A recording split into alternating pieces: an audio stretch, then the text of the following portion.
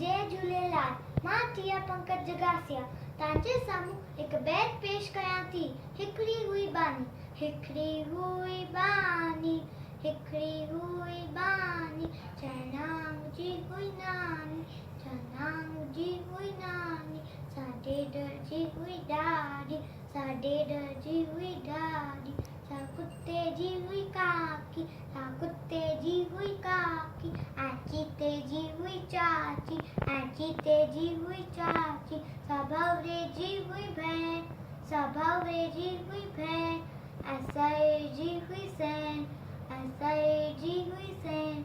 सा पोपट जी हुई पुफी, सा पोपट जी हुई पुफी, ऐं मकोड़े जी हुई मासी, ऐं मकोड़े जी हुई मासी, सविसेन जी ससु, सविसेन जी ससु, जंहिंते हलनि कंहिंजो वसु, जंहिंते हलनि कंहिंजो वसु, हिकु रानी हुई सयानी, हिकु रानी हुई सयानी, जंहिंजी हुई अबानी, जंहिंजी हुई अबानी, अहिड़ी